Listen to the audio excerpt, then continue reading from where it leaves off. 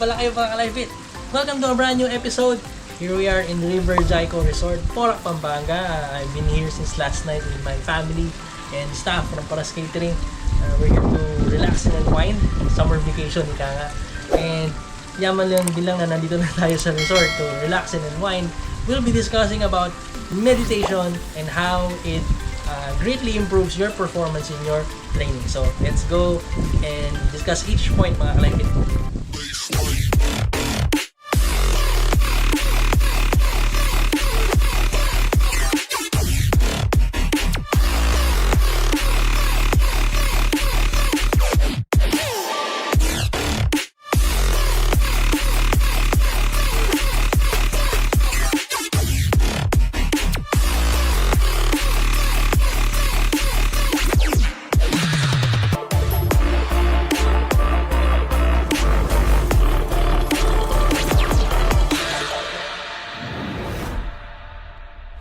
This episode is brought to you by Paras Catering and Events. Check out their FB page and see all the excellent customer feedback regarding their delicious food, great service, and elegant styling. You can reach them at 0917-844-4470 and look for Miss Jubian para. Reason number 1 mga ka-Life Fit, building tools on how to manage stress. So, it's good to meditate kasi it helps you build the needed tools para makapag-adapt tayo, makapag-adjust tayo sa stress, whether it be work, family, even the stress related to workouts. Kasi yun nga, working out is putting stress in your body, diba? So if you meditate before working out and after working out, you can actually provide your body with a chance to cope up the stress. Kadalasan, yung mga stress kasi na encounter natin sa everyday life natin is not entirely our fault. Kumbaga, it's in the surroundings, it's in the environment. So, if we are able to meditate and contemplate on those things, mas meron tayong clear perspective on how we can address those stressful situations. In training naman, it helps you actually prepare for working out para you just don't go into your workout na wala lang, parang okay, I'll just do my workout, after that tapos na, uwi na agad. So wala yung wala siyang motivation, wala siyang purpose.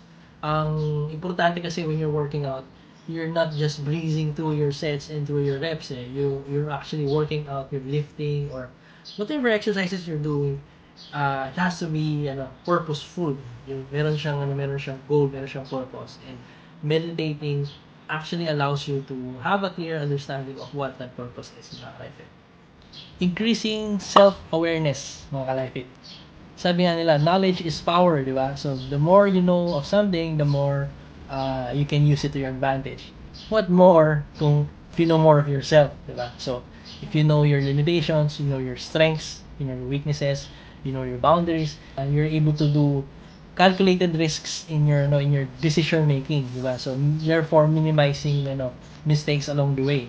Meditation will actually help you increase self-awareness dahil nga of the quiet time, di ba? So wala kang ibang iniisip at that moment kundi kung ano yung nangyayari sa buhay mo, ano yung mga naging what worked and what did not work, di ba? So it's really purposefully increasing being aware of yourself, and by doing so you're also preparing yourself for future situations. So workout, nagiging mas aware ka kung ano yung kung ano yung condition mo. Am I rested enough? Am I feeling strong today or am I feeling sluggish today? Magigauge mo yung magiging performance mo sa workouts mo. Kaya nga by being self-aware, na ma-maximize mo yung mga trips mo sa gym or yung time na i-spend mo sa pag-workout, na ma-maximize mo siya, walang nasasayang if you're self-aware. Kaya yun, do meditation and increase your self-awareness. Focusing on the present. So, meditation allows you to eliminate all other distractions and will make you focus on what's happening at the moment. So, kung nagme-meditate ka, yun lang yung iniisip mo, yun lang yung nasikaso mo, mga ka-Life Fit. And by practicing that kind of setup, you're able to focus kung ano yung mga important tasks at hand, di ba? So, hindi ka nag-worry kung ano ba yung gagawin mo bukas, o kung yung ano yung mga hindi mo nagawa yesterday, di ba? So, you're just in the present. For working out, it also helps you in this aspect kasi nga hindi mo na isipin yung susunod na susunod na set mo or yung reps mo. Ako, I'm guilty of that. For example, nasa second set na ako and I'm working on a fourth set, my fourth being my heaviest. Minsan, tinitipid ko pa yung energy ko para makaabot pa ako sa fourth set ko and then make it to the third set without really having a hard time. Pero at the end of the day, come to think of it, short change mo yung sarili mo, di ba? Each set should be quality sets. Kumbaga binibigay mo yung effort mo dapat. So if you're thinking of your upcoming sets without focusing on your current set, how can you maximize the results of your current set, diba? So that's your short change yung performance mo. So by meditation, natutulungan ka nito na mag-focus sa what's happening on the present and eliminating all other distractions that will keep you from your goals mo. Reducing negative emotions. So meditation will actually help you to eliminate not just the distractions but also negative emotions, mga kalifit. So in our daily life, we tend to accumulate these kinds of negative emotions, di ba? Bakit ba ang dali-daling ipunin ng mga negative feelings kaysa sa mga positive feelings, mga kalifit? Ganun talaga, kung ano yung mas madali, yun yung talaga yung hindi actually nakakabuti sa atin in the long run. So doing meditation on a regular basis will actually help you practice keeping all those positive feelings inside and filtering out negative emotions. Hindi natin siya inaalaw na residence dito sa ating mga souls, mga kalifit. And it translates also to our training na if we get negative emotions na I can't do it, I can't do this PR, o kaya I can't lift this weight, o kaya I can't jump over this obstacle. So ang daming pwedeng pumigil sa ating mga kalifit. And there's a saying na the only true failure talaga is not even trying at all. So, kung hindi mo man ma-hit yung PR mo, kung hindi mo man magawa yung kailangan mong gawin sa isang task, it's best pa rin na i-try pa rin, di ba mga kalifit? Okay lang na mag-fail as long as you're not supposed to give up, mga kalifit, and learn from that mistake. And meditation will help you easily weed out those negative emotions para lagi tayong positive vibes, mga kalifit. Increasing imagination and creativity, mga kalifit. So, meditation will actually help you think more creatively. Imagine niyo with your daily hustles in life, since you wake up until na makauwi kayo sa bahay niyo to sleep, have you tried to even stop and think a while kung can I do something new? Can I learn something new? Can I learn a new hobby? Or meron ka bang project na gusto mong umpisahan pero hindi mo maumpisahan dahil nga sobrang busy mo sa daily responsibilities mo? Meditation can actually provide you with that kind of chance to be creative in your life. Mali mo meron kang hidden talent, di ba? Na matagal mo nang gustong i-explore and i-improve and i-develop, pero wala ka lang talagang time kasi purposely hindi mo siya binibigyan ng oras. So meditation will provide that valuable time para ma-improve niyo yung crafts niyo, yung hobbies niyo, and come up with great and bright ideas, mga kalifit. And working out din, pareho din yun na sometimes or most of the time nasasanay na tayo sa same workout week in and week out. Hindi na natin na-check yung progress natin or if the workout program is actually working, di ba? So meditation can help you go back and rethink, okay, nag-work ba yung ginagawa kong program? So meditation can do a lot, and that really includes to being creative and being imaginative, mga kalifit. Increasing patience and tolerance, mga kalifit. Meditation can actually help you lengthen your patience, mga kalifit.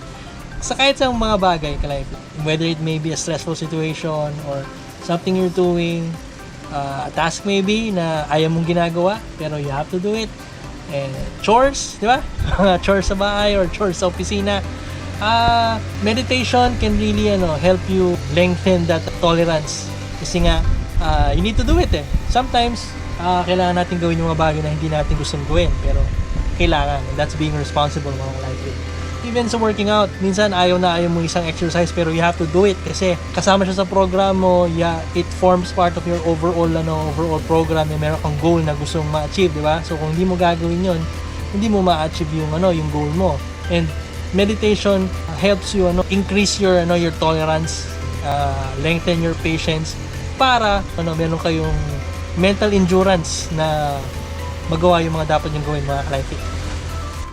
Lowering your resting heart rate and your resting blood pressure mga ka-Life Fit. Ang pag-meditate, it can actually help you inside also, not just in our minds. So our bodies can greatly benefit from meditation by lowering the heart rate and the blood pressure. Imagine niyo kung lagi tayong mataas yung rate natin sa heart and sa blood pressure natin. Imagine niyo kung gaano ka work up ang ating mga organs inside, 'di ba? So para silang laging pagod. They need also a break, and for them to work more efficiently, we need them to slow down and be at a stable state. And meditation can actually help you with that. And over time, pag nagme-meditate tayo consistently, doon natin na-reap yung benefits ng long term ang pag-meditate. So we just have to stick to it and realize na hindi lang tayo nagkakaroon ng benefits from outside, also from inside our body, nagbe-benefit din sila through our meditation. And the bonus reason mga ka-Life Fit, meditation helps you improve your sleep quality. Yes, even yung pagtulog natin ay nagbe-benefit sa meditation. It provides you with better chances to recover, diba? And we all know na as we grow older, mas nagiging importante ang gain ng quality sleep.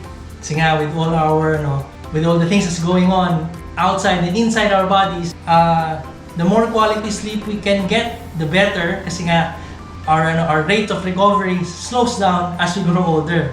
Hindi tulad ng bata-bata pa tayo na kaya natin magbuyat all week long and hindi man tayo nangihina or what. Pero ngayon, 40 and above, nararamdaman na natin yun mga ka-Life Fit. So meditation can actually help you gain more better sleep.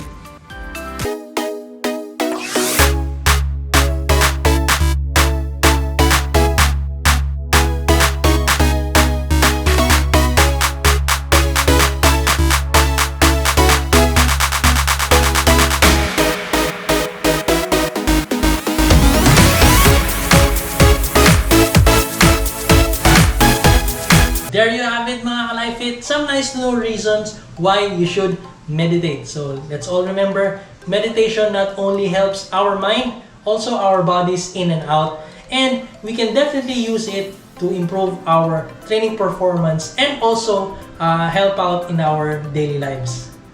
So for more fitness content like this, don't forget to like, share, and subscribe to my YouTube channel and Facebook page, Life Fit 40. Hit the bell button so you'll be notified for all future content. Our huge thanks and our huge shout out to our sponsors. Thank you for the support. Paras Catering and Events, Pet Pampanga, Race Gear Clothing, Waking, Sweat.ph, Sherwin's Gym, and Physical Therapy Clinic by Ma'am Rita Zabala. So we will be seeing you on the next episode. Stay safe always mga ka-Life Fit. Follow and subscribe Facebook, and also Instagram, YouTube, yan. Paki-follow po.